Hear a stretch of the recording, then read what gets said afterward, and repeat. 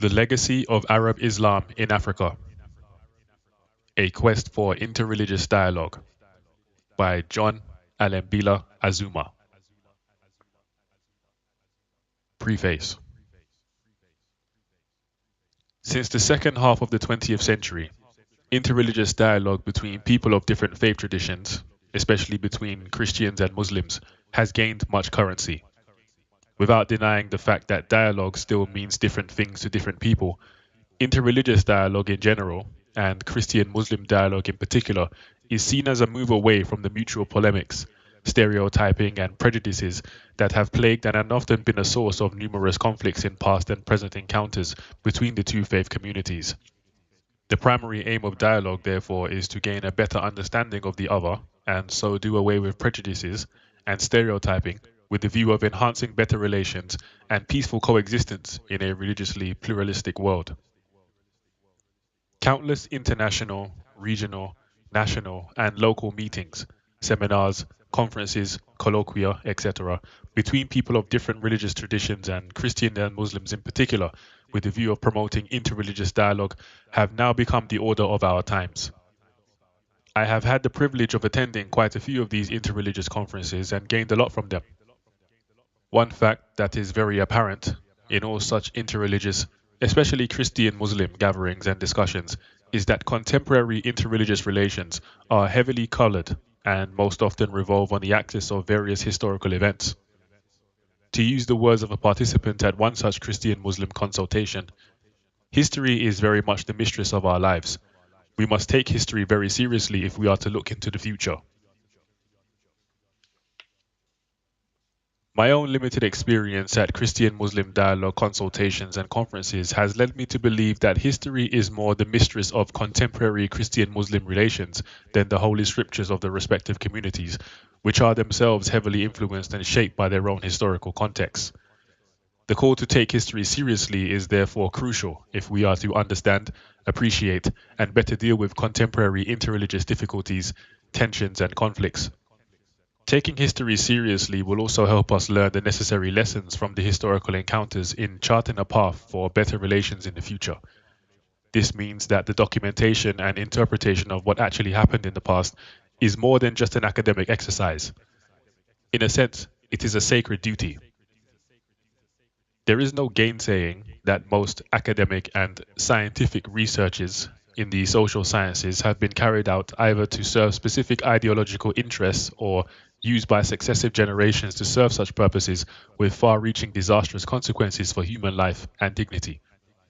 As a child, I remember a popular maxim that book no lie, i.e., written documents are infallible. The wisdom, or rather nonsense, of this maxim still holds sway in many societies. What is read, taught, heard, or watched on televisions has mesmerizing effects in shaping lifestyles and relationships. Due to the impact of the media, it is very common nowadays to hear calls from civil and religious leaders for responsible journalism. It is high time, though, that these calls were extended to academics to exercise responsibility in their professions, since the impact of their works taught in schools, colleges, and read in university libraries have even far greater and lasting impact in shaping perceptions, attitudes, and relationships between communities.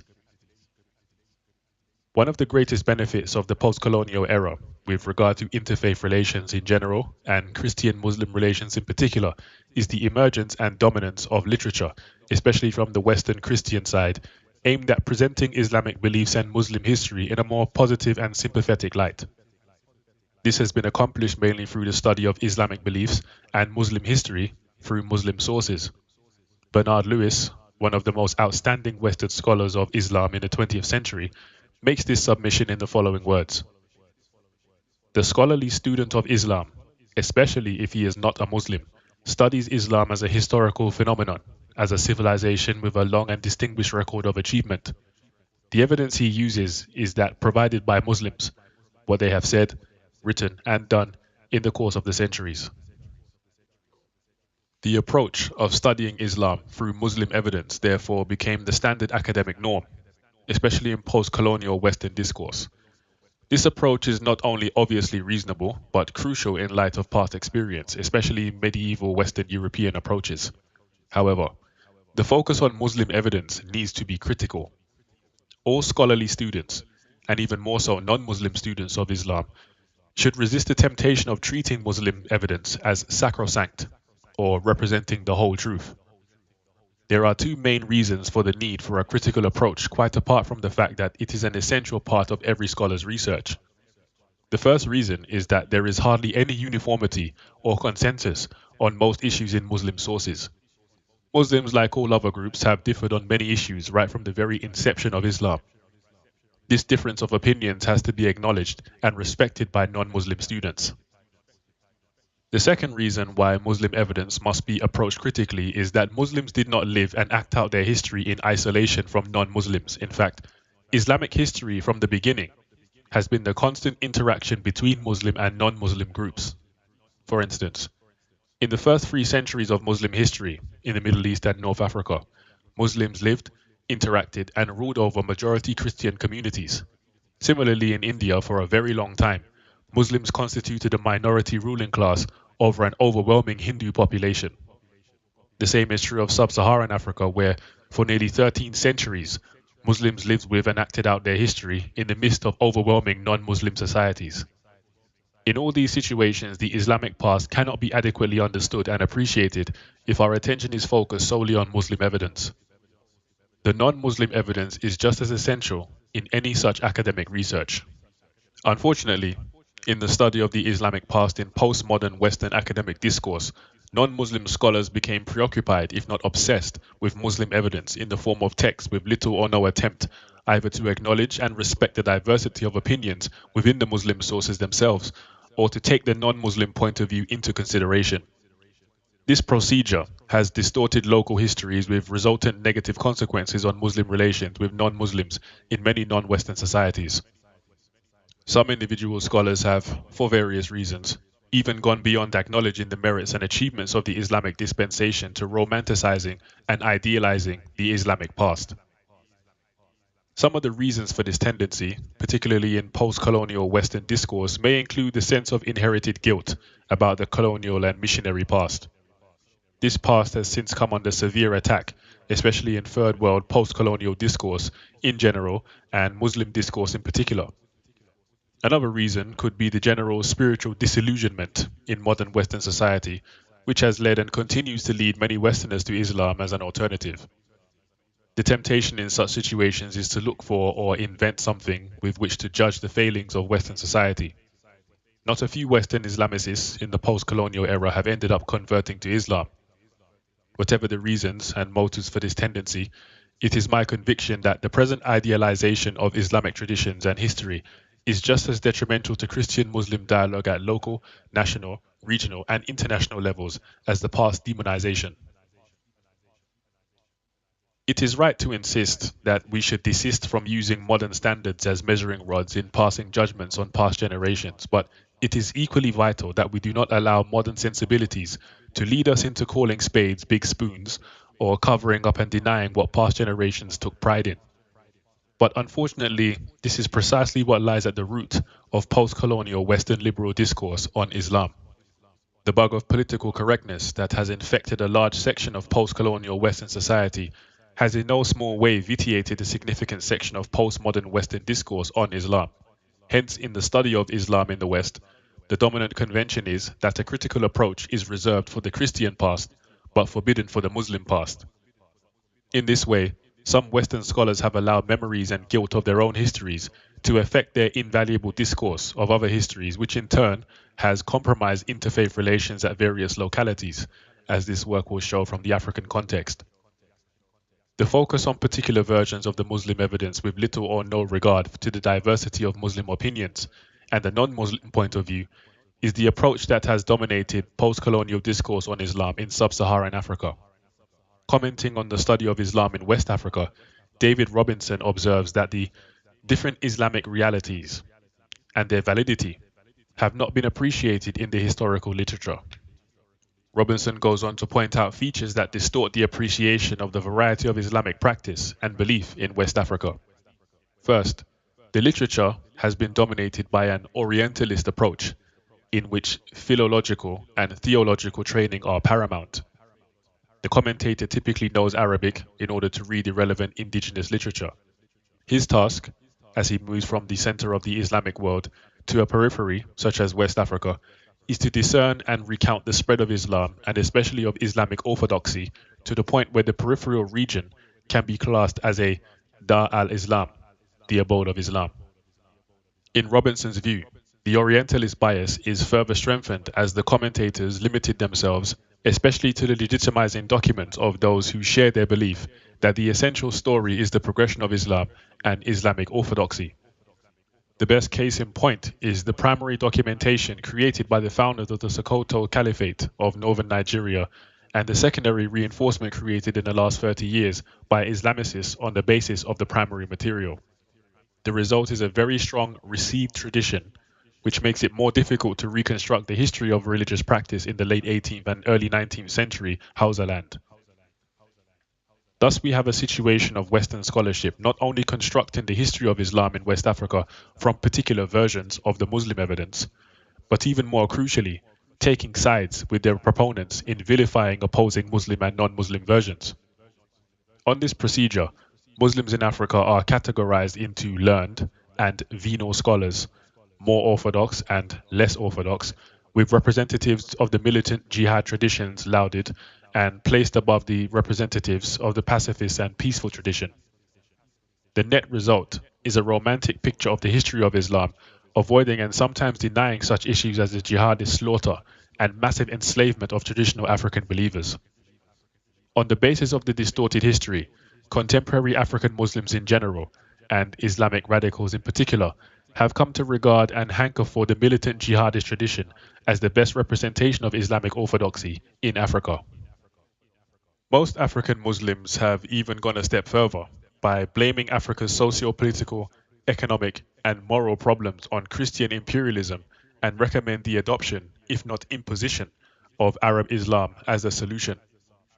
Muslim radicals have transmogrified these claims and perceptions into religio-political ideologies which, in effect, regard native Christians as agents of neocolonialism, reject secularism on the basis that it is a product of the Christian West, and hanker for the reintroduction of the glorious Islamic past, i.e., the militant jihadist tradition.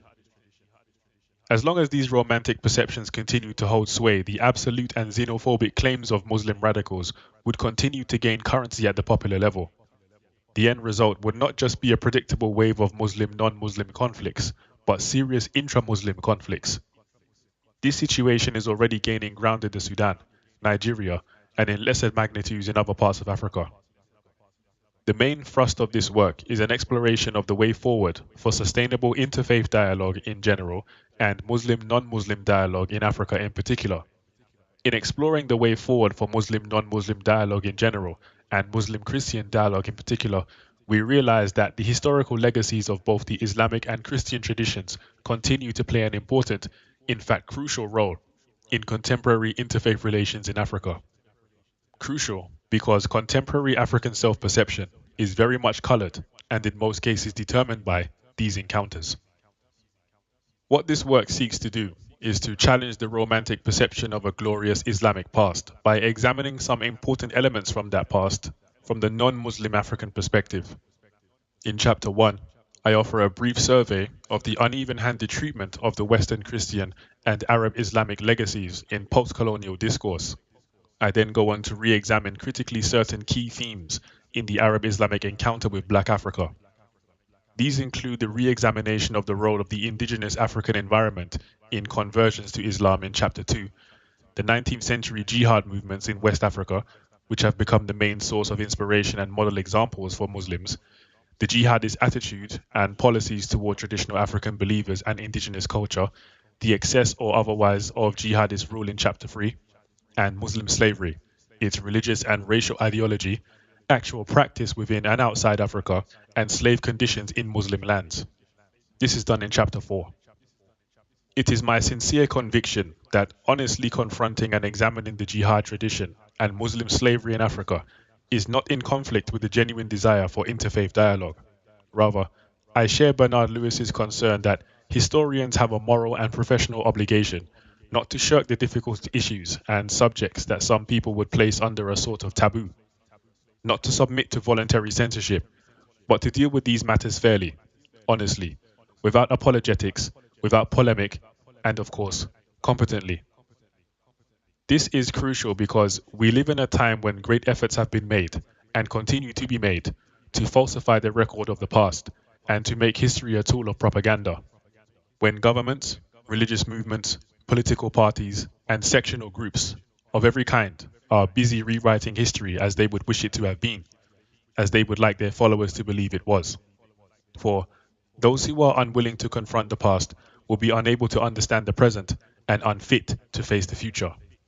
Hence, the critical re-examination of the negative issues is an attempt not only to balance the hitherto one-sided version of the history, but even more importantly, to level the historical playing field for a more honest and sustainable interfaith dialogue and peaceful coexistence between Muslim and non-Muslim Africans.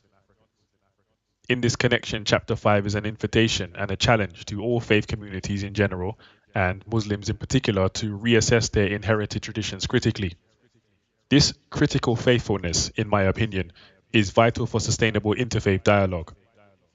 Another inevitable consideration faith communities in Africa cannot afford to ignore is not only an acknowledgement or toleration, but celebration of plurality of belief systems that cut across family, ethnic, and national boundaries.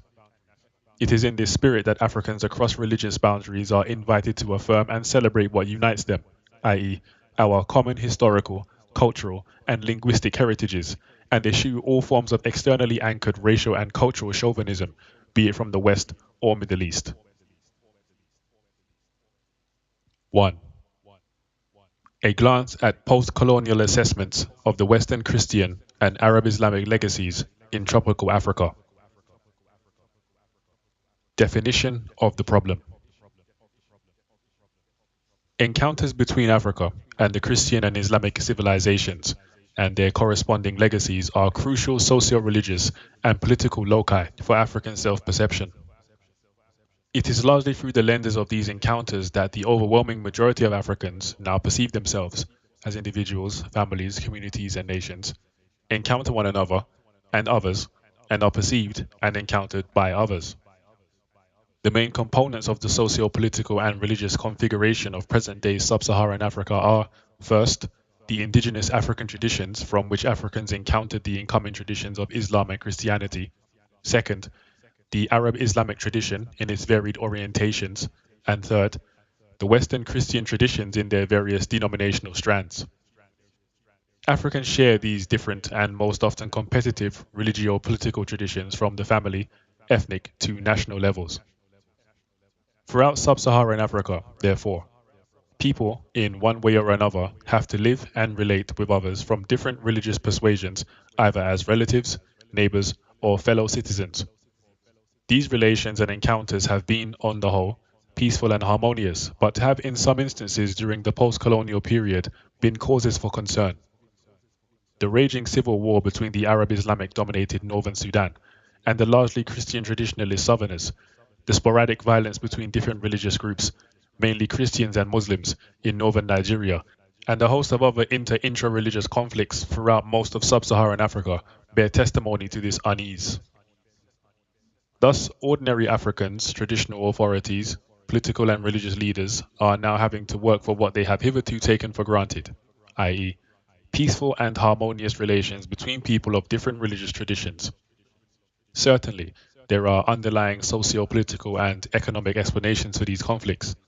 Our aim, however, is to examine the specifically religious factors and to explore possible ways of interreligious dialogue among Africans.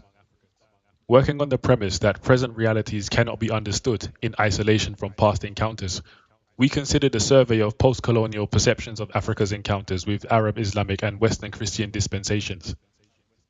Post-colonial assessments of Africa's encounters, engagement and exchanges with these two dominant religious civilizations, and the resultant prevailing perceptions are, in my opinion, crucial for interreligious dialogue in Africa.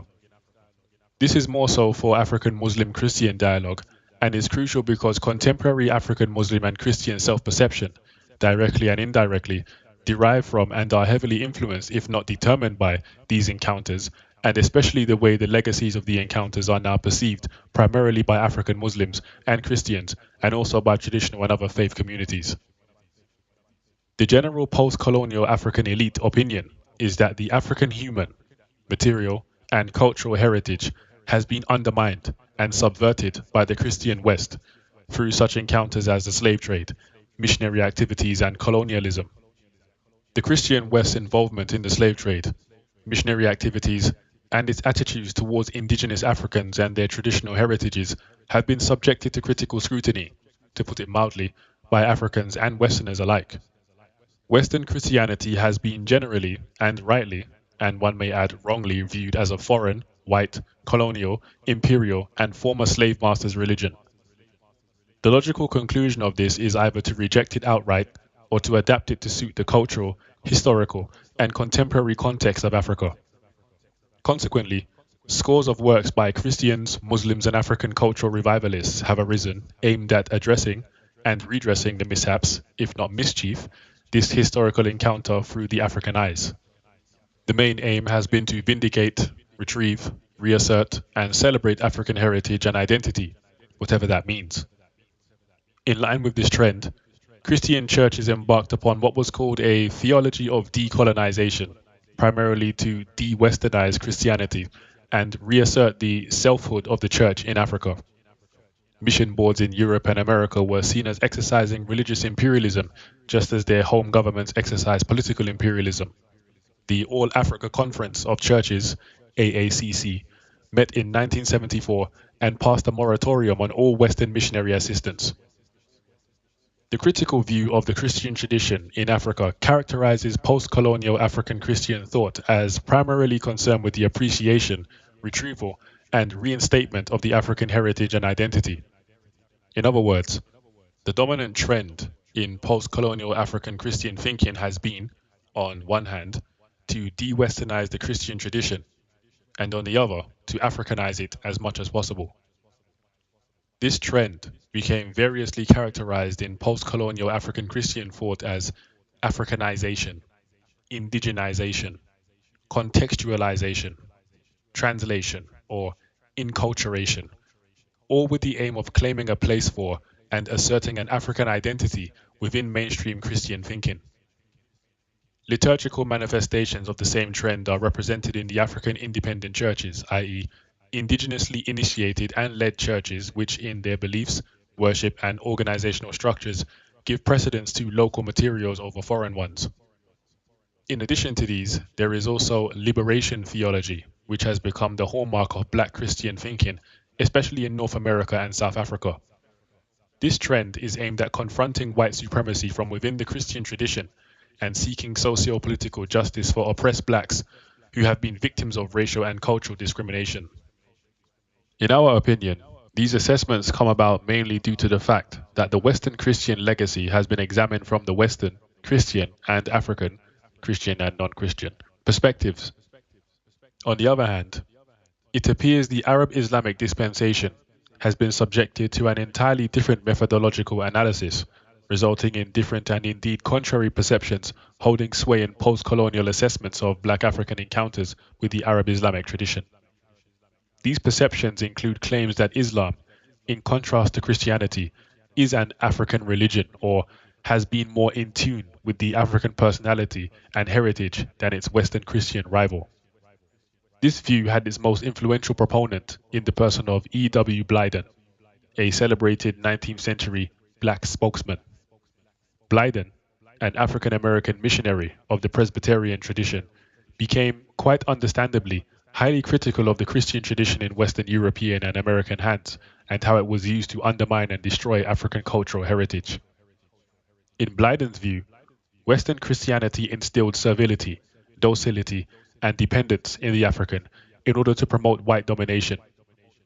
Looking at the psychological and physical effects of colonialism and the slave trade on the African psyche and personality, Blyden makes a strong point in his assessment of the effects of Western Christian legacy in Africa and on Africans. This is more so when viewed against the background in which Blyden wrote, a time when colonialism, white supremacy, and racial discrimination were at their peak, and African self-esteem at its lowest ebb. Blyden then goes on to contrast the effects of the Western Christian legacy in Africa against that of the Arab Islamic tradition.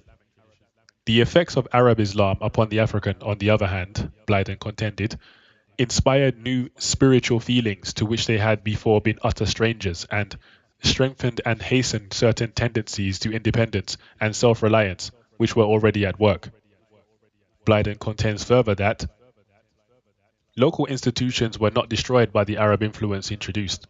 They only assumed new forms and adapted themselves to the new teachings. In all thriving Mohammedan communities in West and Central Africa, it may be noted that the Arab superstructure has been superimposed on a permanent indigenous substructure, so that what took place when the Arab met the Negro in his own home was a healthy amalgamation and not an absorption or undue repression. A good number of Western and African, Muslim and Christian scholars have made similar claims, writing on the coincidences and similarities between Islam and traditional African cosmology. I. M. Lewis talks about the generous Catholicity of Islam toward traditional African values, while Robin Horton, on his part, compares the catalytic role of both Islam and Christianity in religious change in Africa, and concludes that Islam allows the individual African to make his own particular selection from official doctrines, and in contrast to Christianity, does not nag excessively at those who lie towards the pagan end of the continuum. Amadou Hapate Ba, a renowned Malian Muslim mystic, writes that in Africa, Islam, like water, has no color of its own except that of the soil and stones it flows over. Ali Mazuri, a leading contemporary African Muslim scholar, makes similar claims in comparison with Christianity. On the wider spectrum of comparison, it remains true that Islam has been more accommodating to indigenous African custom and traditions than European Christianity has been. Implicit in these claims are that in Africa's encounters with the Arab Islamic tradition, the African and his/her traditional values fared better than in the encounters with Western Christianity. Indeed, African Christian ministers and scholars have not been immune to these claims. A good number hold the view that, in contrast to Christianity, which was imposed, Islam is organic, that mosques are indigenous while churches are alien. An AACC report on its 1969 assembly in Abidjan observed that Islam is held in Africa to be an African religion, with almost no foreign missionaries, which tolerates African traditions. The report stated this almost as an indisputable fact and, like Hapate Ba, attributes Islam's appeal in Africa to this fact. The assembly stated this as a fact that should challenge the church in Africa into a search for cultural and liturgical forms through which we can express our Christian faith. The African Muslim elite in general, and a vociferous few in particular, have taken these claims to their logical conclusion, insisting that the solution to the ills of the Christian colonial and imperial legacy can be found in the Arab Islamic dispensation. An influential contemporary Nigerian Muslim scholar activist, Shehu Umar Abdullahi, writing on Abdullahi Dan Fodio, brother of Uthman Dan Fodio, and chief ideologue of the 19th century northern Nigerian jihad movement, declared, "The ideas of Sheikh Abdullahi Dan Fodio, when translated into some Nigerian languages, can be instrumental in solving Nigeria's chronic political instability, economic aridity, social perturbance, and juridical nonsense." S. Nyang, a Gambian Muslim scholar based in the United States, on his part observes that Islam has great prospects in post-apartheid South Africa, more so with the young Africans who are born Christian and have learned belatedly that the racists in their country have appropriated the Bible to legitimize their racial rule.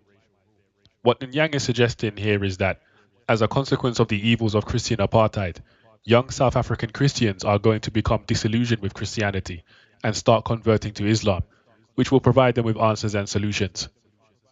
This is just a different way of saying that South Africans will soon have to turn to Islam to find solutions for the evils and woes of the Christian apartheid legacy.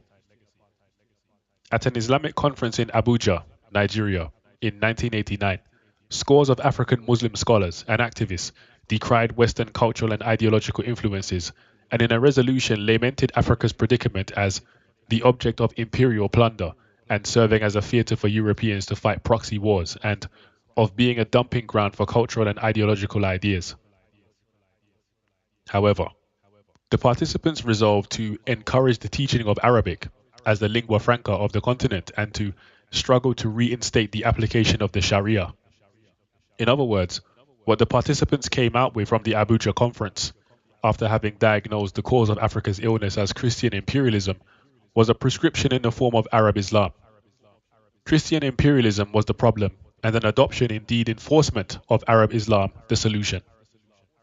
These claims, as far as exploring possible ways of interreligious dialogue among Africans is concerned, can be major obstacles.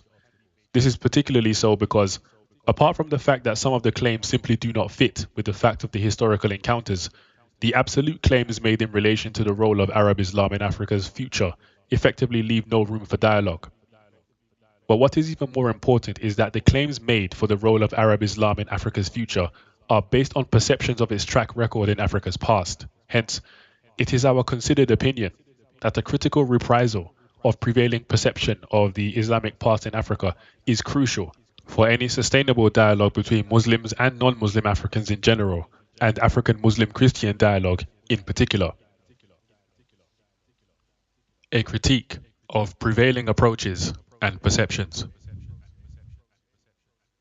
Underlying the absolute claims made for Arab Islam as the panacea for contemporary Africa's problems is the prevailing perception that in the past, the Islamic tradition, as opposed to its Western Christian rival, was more tolerant and accommodating to African values.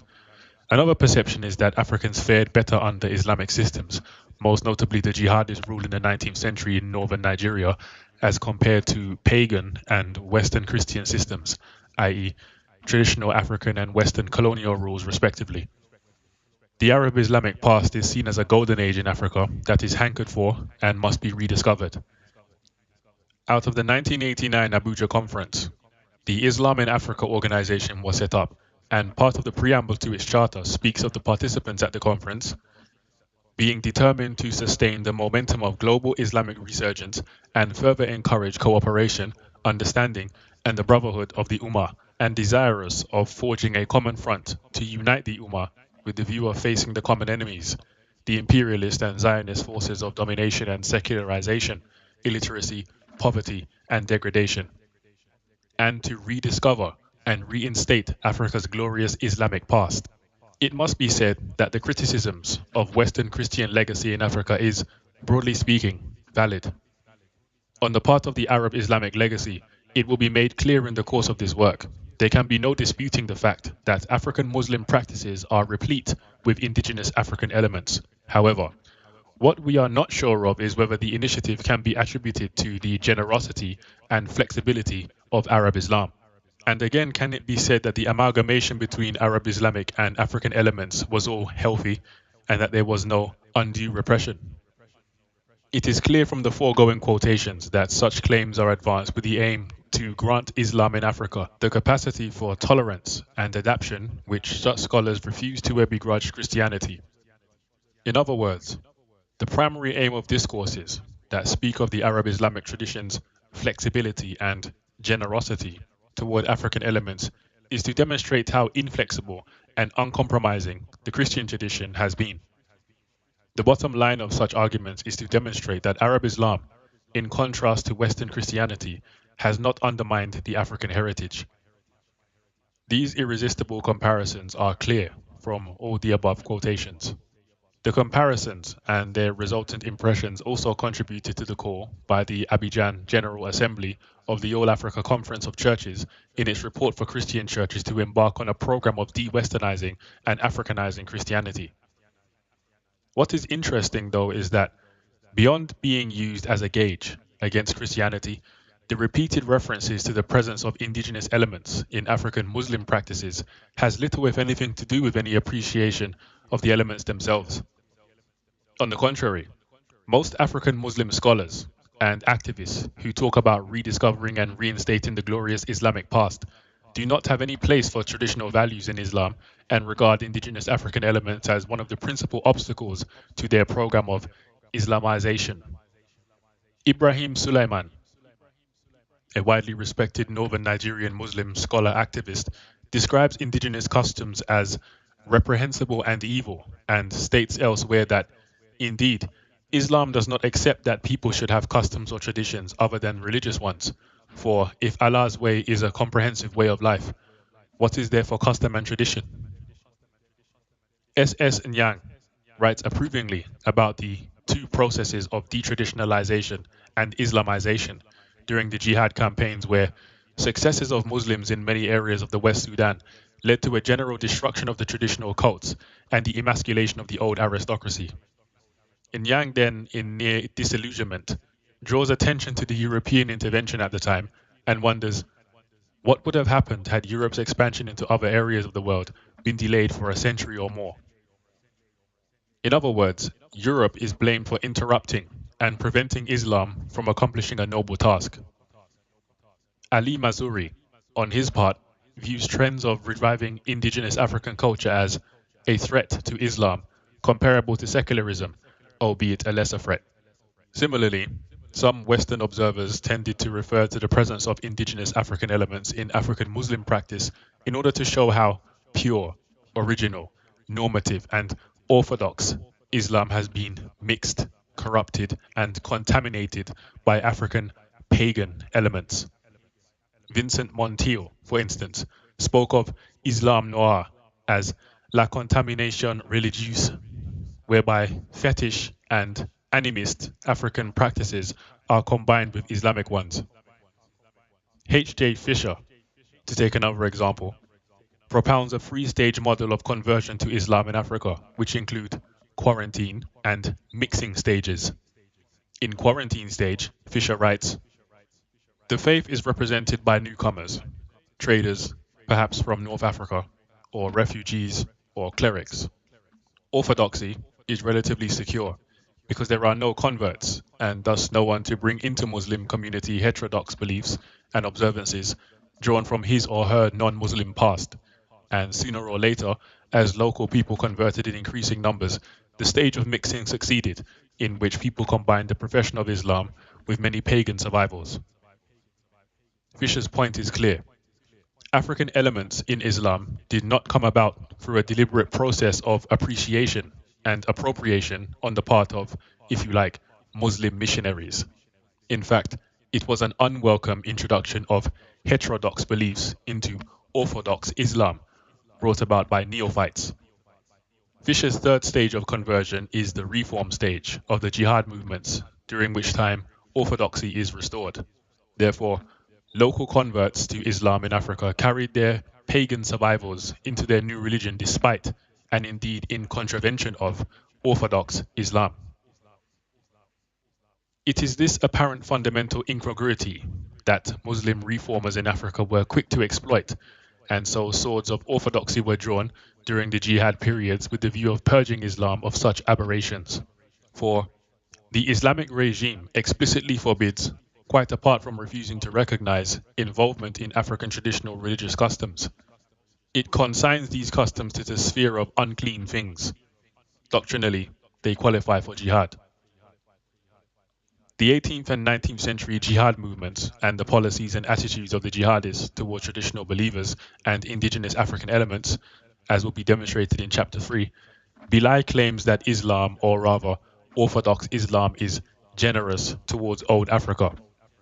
For the jihadist programs of Islamization have hitherto been depicted by key Western observers and the overwhelming majority of African Muslims as the nearest African Muslims ever came to expressing Orthodox Islam. And these jihadist policies of Islamization, as pointed out by H.J. Fisher, involved sometimes sharp and even cruel insistence upon proper standards and an equally sharp break with local traditions. No one who has read the stern law enforcement of the theocracies or the eyewitness accounts of fatal floggings in Bornu for violations of Ramadan early in the 19th century will ever think of that kind of Islam as colored no more than water. It was dyed with blood. Next, the attribution of flexibility and generosity to Islam is based on the unstated grounds that the incoming tradition of Islam was the main subject of the religious exchanges, while the host indigenous traditions were mere passive objects. Hence, the use of such terms as flexibility, tolerance, accommodating, and generosity to describe the dominant Islamic tradition in its relations with weak, accommodated, and tolerated indigenous traditions. But this procedure is fundamentally flawed, for as we shall demonstrate in the next two chapters, the Arab Islamic tradition was a tolerated and accommodated tradition under the traditional African environment, and more so, whenever and wherever the Muslim tradition got the upper hand, as under the regime of the jihadists, it was anything but tolerant to indigenous elements. It should be pointed out that these impressions have come about largely because post-colonial discourse on Islam in Africa has been generally undertaken from the Muslim, or if you like, Arab Islamic perspective. Little or no attention is paid to the host indigenous environment and its local religious traditions.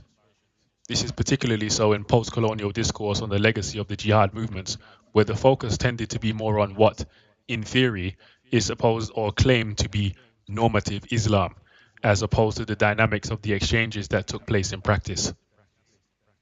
This procedure has been particularly unhelpful in that it has in no small way contributed to what has virtually become a set of self-justifying myths created on behalf of the Islamic tradition with the sole aim of chastising Western Christian failures and mishaps. The chastisement is very necessary, but we do not need to create myths for that purpose. These self-justifying myths in post-colonial discourses and interpretation of the Islamic past in Africa are most manifest in three main areas. The first concerns religious change as it relates to African conversion to Islam. As already pointed out above, on the issue of religious change, the Arab Islamic tradition, as opposed to Western Christian tradition, is widely credited with tolerance and generosity towards indigenous African values and traditions. The second issue concerns the interpretation of the 18th and 19th century jihad movements in West Africa. Jihadists have been generally depicted as the best Islamic scholars and the jihad legacies as models of Islamic orthodoxy in tropical Africa. To use the words of one Western Islamicist, Islamic communities in West Africa can be divided between the more orthodox and the less orthodox, or between the more learned and the less learned, with the more orthodox and more learned referring to the jihadists. The third issue is that of Muslim slavery, which in theory and in practice is directly linked to the jihad tradition and African conversion to Islam as a religious system. Here the myths range from denials of Muslim enslavement to rationalizing and claims that it was less brutal than the Western Christian transatlantic dimension. Taking the jihad tradition for example, Mervyn Hiskett's words on Dan Fodio's jihad movement of the 19th century northern Nigeria have had tremendous impact on both within and without the confines of Nigeria. Hiskett, though, unashamedly states that the aim of his magnum opus, The Sword of Truth, is to describe Shehu Usman Dan Fodio's life and times as he, his contemporaries, and the generations that followed him saw them. Hiskett goes on to state that I have tried, by avoiding gratuitous interpretations, simply to tell their story. In other words, Hiskett was more interested in being a loyal mouthpiece of Dan Fodio and his supporters than an objective critical scholar. Hiskett, in following a tradition set by H.F.C. Smith and Murray Last in the 1960s, writes about and presents the jihad tradition as reform movements aimed at bringing about a proper observance of Islam. No attempt whatsoever is made to give a detached analysis of the jihad movement, which many well-meaning Muslims at the time opposed and condemned.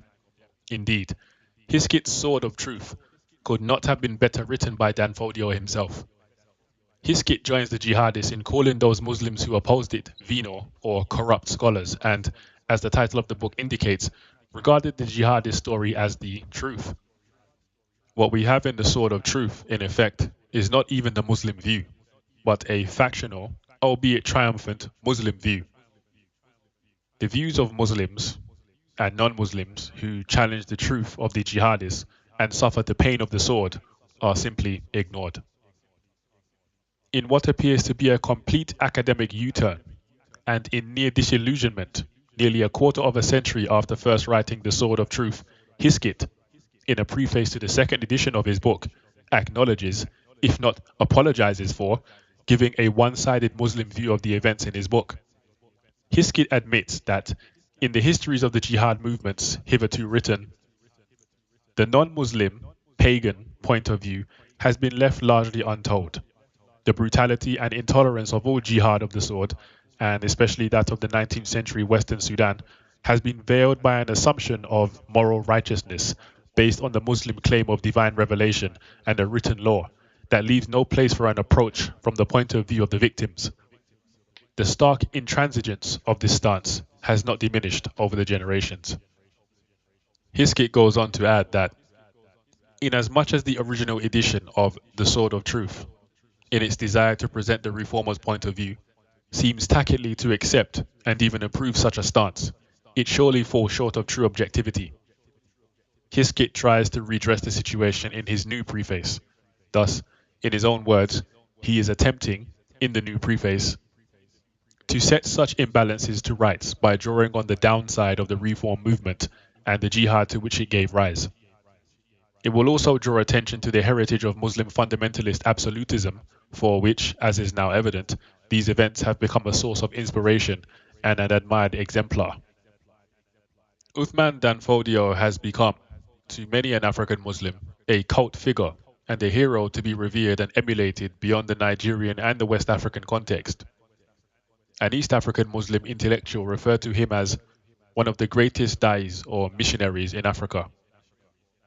Very few Muslims dare criticize either his person or his role in the jihad he initiated in early 19th century northern Nigeria. His legacy, and those of other jihadists, have generally been widely described in post-colonial Western discourse as the best representation of Orthodox Islam in tropical Africa, while Muslims generally see it as representing the glorious Islamic past, as referred to by the Islam in Africa organization, in the preamble to its charter cited above. This is also evident from the African Muslim determination to reinstate the application of the Sharia in sub-Saharan Africa. Some may see Hiskett's acknowledgement and attempt to set the imbalances to rights as too little too late. Nevertheless, its forthrightness and the fact that it ensues from the pen of no less a figure than Hiskett, coupled with the fact that it has to do with the most acclaimed Islamic legacy in Black Africa, shows the level of one-sided and near propagandistic interpretations of the Islamic past in Africa. And as already alluded to, the jihadist legacy has a far wider appeal within African Muslim circles beyond northern Nigeria. As for northern Nigeria, the recent implementation of Sharia rule in some northern states and the massive support from the Muslim masses show how naive it is to have perceived views expressed by Muslim fundamentalists as no more than the froth of rhetoric. Peter Clark betrays such naivety in his observations on Islamic reform in northern Nigeria. Clark thinks it's important to distinguish between fundamentalist and moderate Muslims in Nigeria. He then goes on to accuse Nigerian Christians of exaggerating both the impact and radicalism of Muslim demands for the implementation of the Sharia in northern Nigerian states. Clark writes, "Many Christians who see the contemporary revitalization of Islam in Nigeria as a threat and are not entirely confident it can be contained are, however, inclined to exaggerate both its impact and the radicalism of its demands. Many of these demands are neither new nor radical in themselves. What is new is the context in which the demands are made and the means used to obtain these demands." Unconscious of the irony in his argument, Clark caricatures Nigerian Christian concerns in the following words.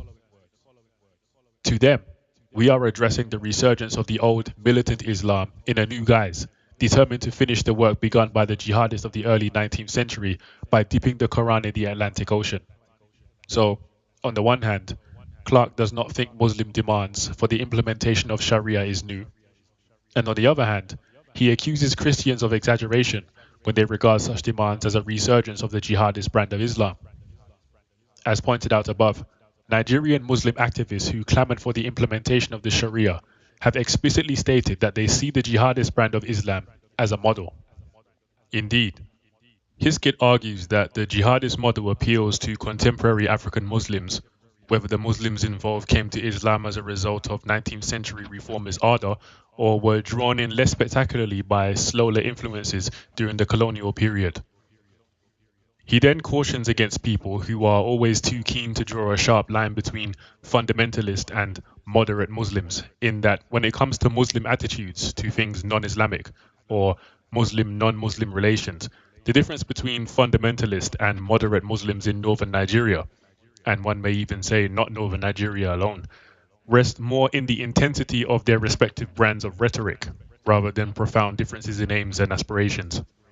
A critical reprisal of the jihad movements is therefore particularly crucial in Muslim non-Muslim dialogue in a multicultural and multi-religious Africa, not only as concrete examples of shifting perceptions of Islam in the region, but also as indicating the likely consequences of modern Islamism because of the similarities in the orientation and objectives of the two phenomena. Like the previous jihad, modern Islamism is not only committed to an exclusive, legalistic, intolerant, and militant conception of Islam as Sharia, but also actively seeks to transform the state and society to bring them into conformity with that model. On the issue of Muslim slavery, the situation is even more disconcerting. Slavery, as a form of wholesale humiliation of blacks, is as real in African history as it is in contemporary black experience.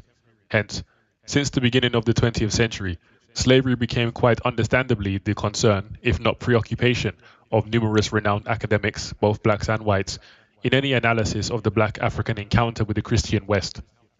This has resulted in volumes of scholarly research, novels, and emotive films aimed at keeping alive the horrors of the dark side of the African encounters with the Christian West.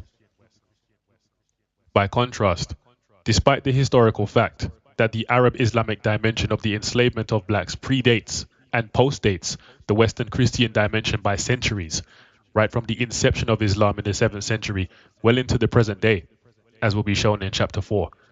This dimension of black Africa's history is yet to be given parallel critical attention. This is despite the fact that, within the African context, the memory of 18th and 19th century Muslim slave raids and massive enslavement of traditional African communities, most of whom are now overwhelmingly Christian, is still alive and vivid in affected communities.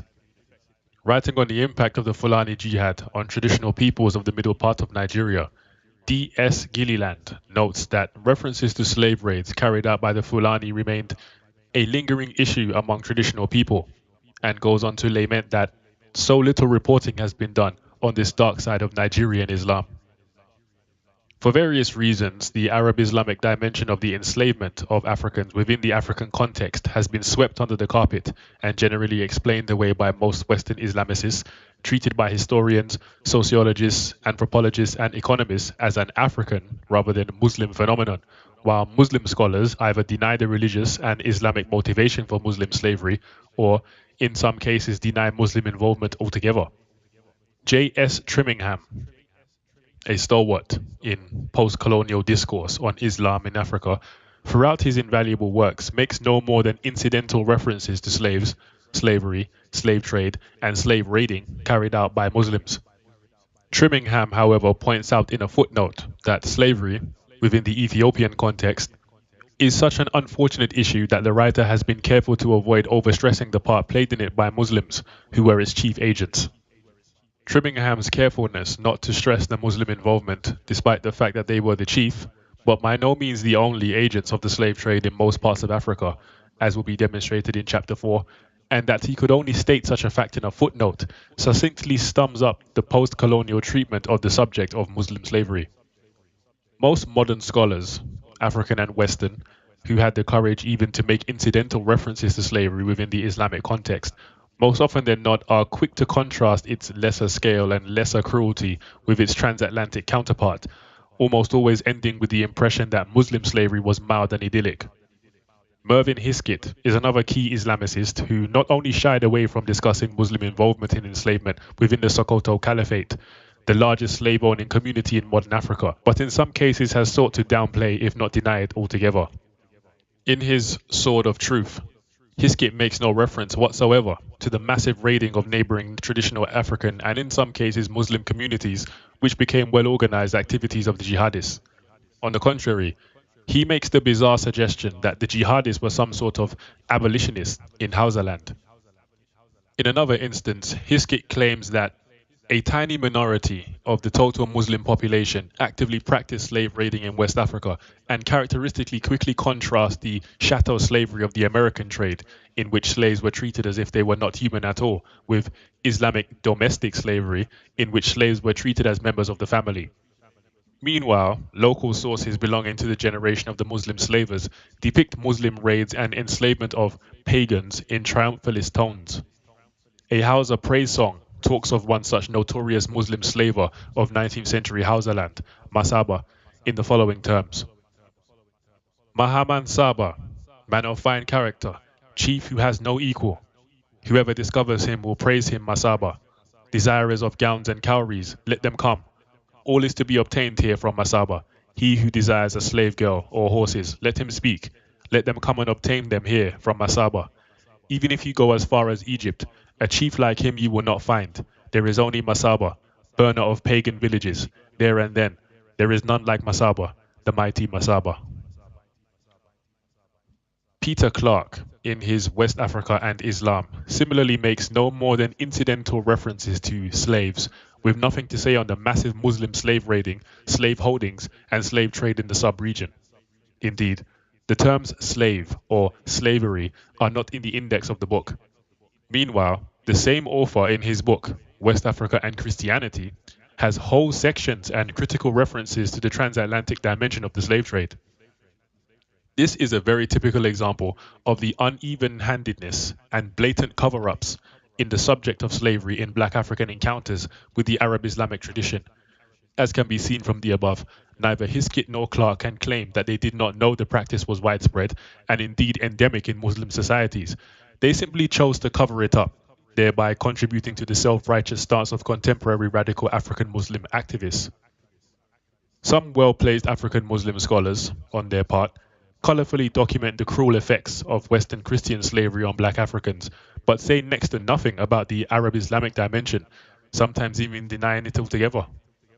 For instance, Ali Mazuri writes that Anglo-Saxon racism certainly influenced slavery and the slave trade to a great extent, and converted Africans into commodities to be acquired and sold on the world market, leading to a substantial part of Africa's population dragged off, kicking and screaming, and shipped to the new plantations of the Americas. This again is true and well said. Meanwhile, Missouri went on to claim that even though Arabs were in contact with Africans, blackness was taken relatively for granted, and the primary criterion of differentiation between Arab and non-Arab in Africa is not skin color.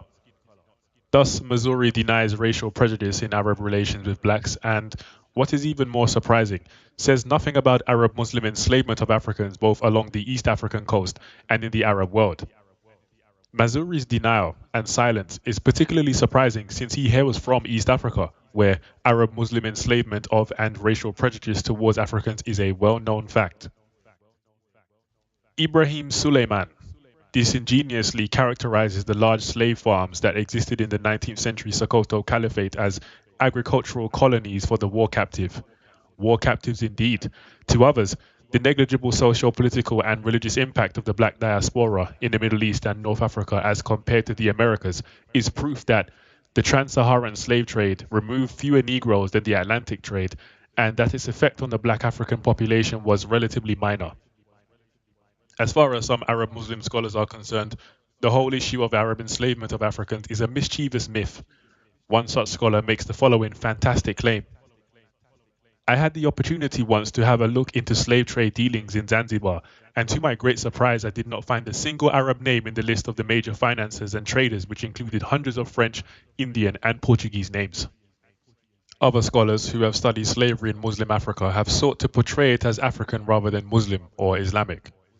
This is notwithstanding the fact that the contents of such works are full of traditional Muslim sources. The focus of the Fisher's book, Slavery and Muslim Society in Africa, based on the accounts of the 19th century German physician Gustav Nachtigal, for instance, is one such interesting example. Despite the fact that the main focus of the Fisher study is Muslim societies in Africa, the authors make it clear that the phenomenon presented in the book was not so much about Muslim slavery in Africa as it was about slavery as carried out by African Muslims. The Fishers, in their own words, were presenting an independent African counterpart of the transatlantic slave trade. The aim is apparent: to counteract and possibly silence the noise made by Africans on the transatlantic slave trade. The Fishers continue to reiterate that the book amounts almost to an essay in the sociology of African Islam and may appeal to readers interested as much or more in the Islamic world as in the African. The point the Fishers are at pains to make in their introduction, never mind the content of the work itself, is that the phenomenon discussed in their work is African rather than Muslim or Islamic. Similarly, Suzanne Myers and Igor Kopitov talk about slavery in Muslim and traditional societies in Africa under the general theme of slavery in Africa. Of course, African Muslims are Africans, and so the African rather than the Muslim aspect these studies seek to highlight is legitimate as far as the historical and anthropological perspectives of slavery are concerned. But so are the ideological and religious, i.e., Islamic reference points. It will be made apparent later in this work that Muslim slavers, whether African, Arab, Persian, or Turkish, were never ashamed of and indeed were proud of their common source for enslavement, namely the Quran, Islamic traditions, and Muslim jurisprudence, even if the interpretations varied in time and space. All Muslims justified the institution and practice of slavery mainly along religious lines. Muslim slavery was therefore founded and regulated mainly on non-belief in Islam, kufr. The underlying intention of this work is to draw attention to certain key historical trends and facts that have hitherto been de-emphasized if not ignored in Africa's encounters with the Arab-Islamic dispensation. Our aim is not to demonstrate how horrible and nasty the Islamic past in Africa has been, but rather to say that it was, as other systems of the time, not glorious. Our aim, therefore, is to challenge the monolithic construction of a glorious Islamic past and the ensuing perceptions that hold sway in post-colonial Africa by drawing attention to the downsides of the Islamic past. We shall then call for a critical engagement of both the Arab-Islamic and Western Christian traditions in Africa for the sake of African interfaith relations in general and Muslim-Christian relations in particular. This, we shall argue, can be best achieved when Africans across religious boundaries affirm and celebrate their common heritage. Our motive in undertaking this critical approach towards these issues is rooted in the conviction that dialogue can only be conducted against realistic historical backgrounds. This is especially so because the Arab Islamic tradition, like its Western Christian rival, has not only come to stay in Africa, but has become an integral part of the African heritage. So is the future of Africa tied up with the Arab Islamic Orient, just as it is with the Christian Occident. Africa and the Arab Islamic world cannot, therefore, afford to look meaningfully into their future relations without honestly confronting the dark sides of the historical encounters. For, as honestly put by Samir M. Zogby, within Arab-Muslim relations with Black Africa is an abscess which, if not treated surgically, can lead to blood poisoning or develop into gangrene. However, Zogby is under no illusions that treating it will probably leave an ugly scar and the memory of a throbbing pain. It may also create awkward moments of embarrassment and a numbing feeling, but treat it we must, Zogby insists, if we are to establish a dialogue and look at the future fully aware of the past. We certainly share this conviction and, in fact, it is the main motivation in our task here. Methodology, outline, and sources. As we have indicated and demonstrated above, there are two main difficulties that have beset post-colonial discourse on African encounters with Arab-Islamic civilization. These are, first of all, the irresistible comparisons with the Western Christian dimension, and second, the fact that the encounters have been viewed mainly from the Muslim perspective. These approaches have, as we have indicated above, and will demonstrate in the rest of the work, led to the creation of myths of a glorious Islamic past that has to be rediscovered and reinstated. Our approach in this work will, first of all, as much as possible, avoid undue comparisons between the Arab-Islamic and Western Christian encounters. Our main focus will be the African encounters with the Arab-Islamic dispensation.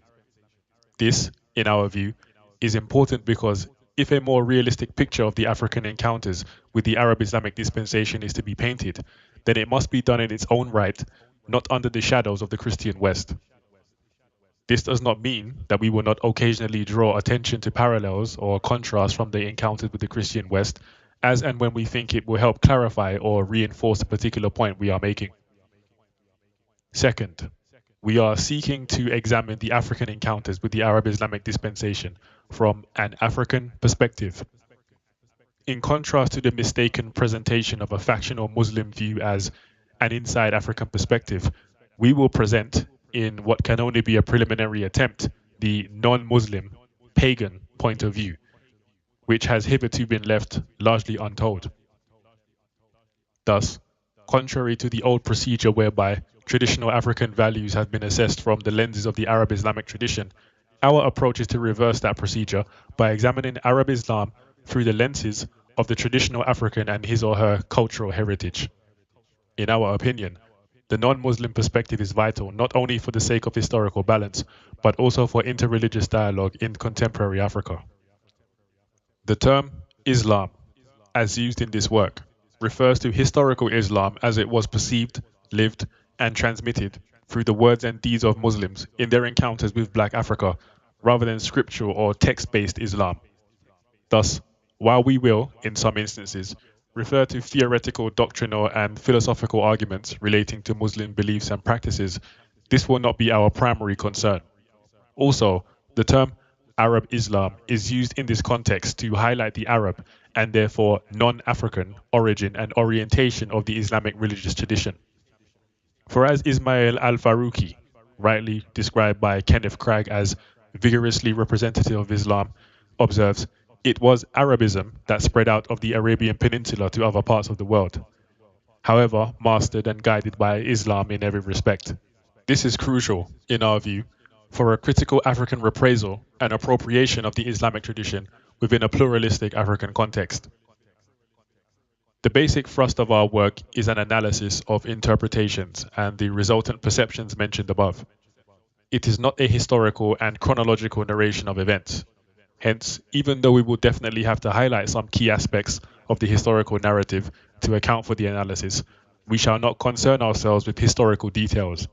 Rather, our focus will be on certain basic and fundamental themes that run through the encounters. These themes include, in Chapter 2, the role of the host or receiving indigenous African environment in the processes and resultant configuration of the socio-religious exchanges during these encounters. We will address this issue by looking at the nature of African conversion to Islam before the 18th and 19th century jihad movements and the European interlude. We will be seeking, in the main, to examine assumptions that indigenous African traditions were weak and passive objects of change. The two main points of focus will be the identities of Muslim groups in sub-Saharan Africa and the traditional African understanding of religion and the socio-religious and political dynamics therein, underlying the process and resultant configuration of the encounters.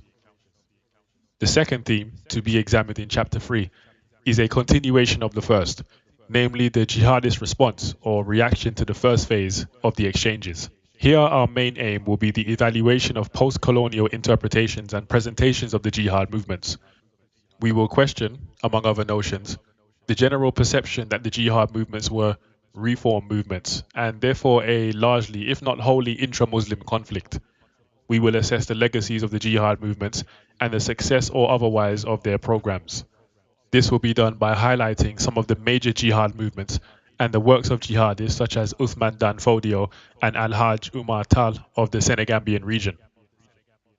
The third theme, investigated in Chapter 4, concerns the issue of Muslim slavery. As we have indicated above, slavery, both in Muslim thought and practice, is inextricably linked to jihad. This is particularly so in the African encounters with Arab Islam, as will be demonstrated later in the chapter. While there have been some important studies relating to slavery in Muslim societies in Africa, on the whole, very few have tried to locate it within its wider Islamic context by highlighting its religious and ideological underpinnings. This will be our main concern in this chapter. In addition to highlighting the difference between Islamic-inspired slavery in Africa and indigenous African slavery, the main issues that we will seek to examine are conventional impressions regarding the theories and practices of slavery in Muslim societies. These include the disturbing silence, tinkering, rationalizations, justifications, and blatant denials of the practice on the part of most Western Islamicists and modern Muslim apologists. In the same vein, we will highlight the related issue of racial prejudice and discrimination against blacks in light-skinned Muslim sources and societies. After thus confronting the past, Chapter 5 will seek to prepare the ground for the future. Here, the main thrust is to invite and challenge, first of all, the Arab Muslim world to acknowledge, unequivocally, the critical aspects of its historical past in relation to Black Africa, as the Western Christian world has been trying to do in recent times. This, we shall argue, is a necessary first step towards Afro-Arab dialogue. We shall further suggest that being critical of the actions of past generations of Muslims or the inherited traditions of Islam does not necessarily amount to skepticism or betrayal. More importantly, we will invite Africans in general, and African Muslims in particular, to adopt a critical approach to the Islamic tradition, as is being done within the Christian tradition in Africa. This, we hope to demonstrate, will be in the best interest of Muslim-non-Muslim dialogue and peaceful coexistence within the pluralistic context of Africa. Finally, we shall address the Arab factor in Islamic religious expression as it affects rethinking Islam within the African context. Here, questions will be raised about the place of the Arab factor in non-Arab Muslim religious expression, on the one hand, and dialogue with indigenous African traditions, on the other. Our attention on particular geographical areas or point of time in history at any given stage in our work will be determined by the particular theme under discussion. For instance, our discussion of jihad movements will tend to be focused more on present-day West and Central Africa than East and Southern Africa. And even further, within that same context, much of our discussion will be on the jihad tradition of Uthman Dan Fodio and therefore present-day Northern Nigeria. This is simply due to the fact that historically, the jihad movements were concentrated around this part of the continent, while in terms of impact, Dan Fodio's jihad stands out amongst all others. Generally speaking, however, our discussion will focus mostly on West Africa because, again, the demographic distribution of Islam in sub-Saharan Africa makes that inescapable. From what has been said so far, it is clear that our sources as well as our approach will be interdisciplinary, including history, anthropology, sociology, and religion. The bulk of the sources, though, are secondary in the form of published works, mainly in English. The main reason for this is our concern with post-colonial views and impressions. We will, nonetheless, make use of such works as those written by the jihadists, early Arab, Muslim, and European historians, philosophers, geographers, travelers, and observers, which might be deemed primary, albeit in translation. This is primarily due to the fact that the works of the jihadists and other early writers in the original languages are basically inaccessible, partly because of language difficulties, but mainly due to the fact that these works are not published and therefore not readily accessible.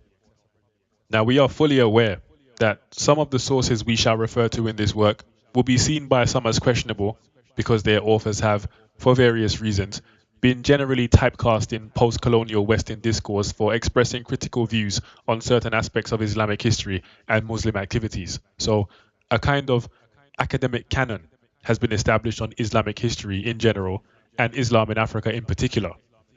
Excluded from this canon and regulated to the realm of academic heresy are works written during European colonial rule and also those of the abolitionists.